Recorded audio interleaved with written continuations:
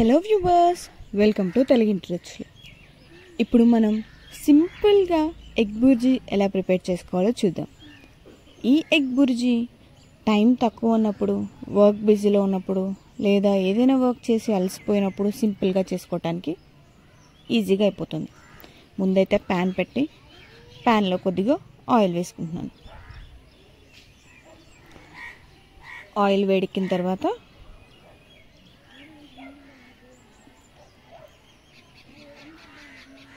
తాలింపులు వేసుకోవాలన్నమాట. ఆవాలు, పచ్చిశనగపప్పు, ఎండుమిర్చి, సాయపప్పు వేసుకోవాలి. ఇవి వేగుతూ ఉండగా కరివేపాకు వేసుకోవాలి. వీటన్నింటినీ ఒకసారి కలుపుకొని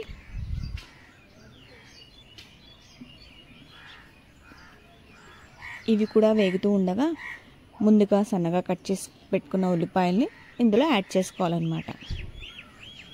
అలాగే పచ్చిమిర్చి 2-3 కట్ చేసుకుని వేసుకోవాలి. ఈ ఉల్లిపాయ పచ్చిమిర్చి కూడా చక్కగా మగ్గిపోవాలి.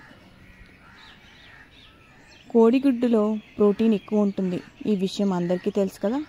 ఆ ప్రోటీన్ మన మజిల్స్ బిల్డ్ చేయడానికి పనిచేస్తుంది.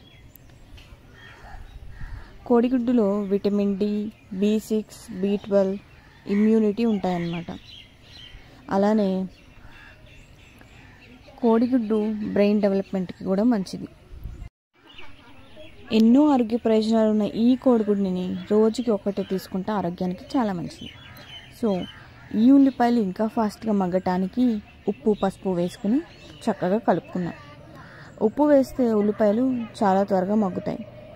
ఆ విషయం అందరికీ తెలుసు కదా. సో ఉప్పు, పసుపు వేసుకుని ఒకసారి కలుపుకొని మగ్గేంత వరకు వెయిట్ చేద్దాం.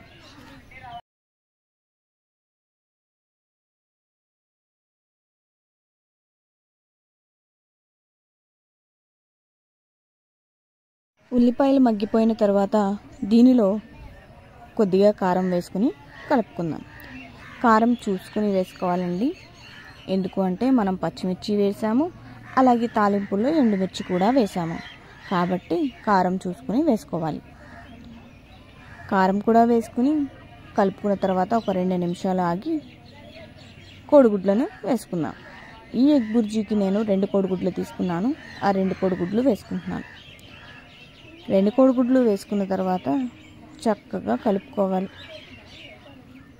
మనకి ఎలా అయితే ఇష్టమో చిన్నగా అయితే వెంటనే బాగా కలిపేసుకోవాలి. ఎగ్ బుర్జీ కొంచెం పెద్ద ముక్కలు ఉంటే పిల్లలు ఇష్టపడతారా అనుకుంటే నిదానంగా కలుపుకోవాలి. అలా కలిపేసుకుని ఒక 5 to 10 minutes ఉంచుకుని స్టవ్ ఆఫ్ చేసుకుంటే ఎగ్ బుర్జీ రెడీ.